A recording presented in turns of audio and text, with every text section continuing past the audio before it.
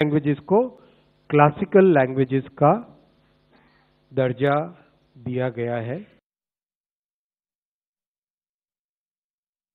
माननीय प्रधानमंत्री नरेंद्र मोदीजी आणि संपूर्ण केंद्र सरकारचे मी मनापासून आभार मानतो की इतक्या वर्षाची मागणी मराठी भाषेला अभिजात भाषेचा दर्जा द्या ही मागणी माननीय मोदीजींनी आणि मंत्रिमंडळाने मान्य केली आणि आजपासून आपली मराठी भाषा ही अभिजात भाषा म्हणून गणली जाणार आहे। हा स्वर्ण अक्षरांनी लिहिण्याचा दिवस आहे। पंतप्रधान मोदीजी आपले खूप खूप धन्यवाद।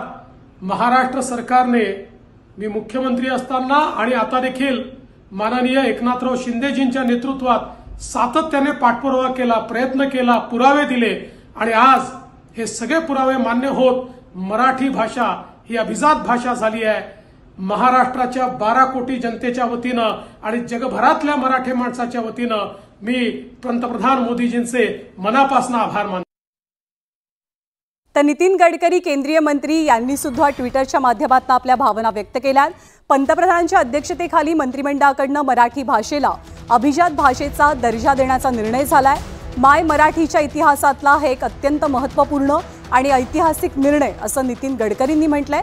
आदरणीय पंतप्रधान नरेंद्र मोदी यांचे महाराष्ट्रातल्या समस्त जनतेच्या वतीनं मनपूर्वक आभार मानलेत केंद्रीय मंत्री नितीन गडकरींनी आणि सोबतच त्यांनी महाराष्ट्राच्या जनतेचे, मराठी जनतेचं अभिनंदन सुद्धा केलं।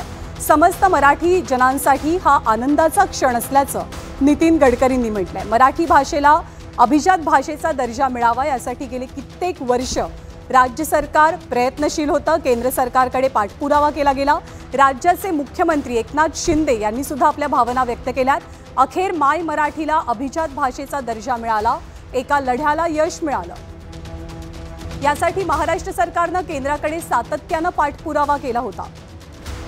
आपल्या लाडक्या भाषेचा यथोचित सन्मान केल्याबद्दल पंतप्रधान नरेंद्र मोदी तसंच केंद्रीय सांस्कृतिक मंत्री शेखावत यांचे आम्ही आभार मानत असल्याचं मुख्यमंत्र्यांनी म्हटलंय। या कामामध्ये अनेक मराठी भाषिक, विचारवंत, भाषेचे अभ्यासक, साहित्यिक आणि समीक्षकांचं सहाय्य मिळालं, याबद्दल त्यांचे सुद्धा मुख्यमंत्र्यांनी आभार मानले।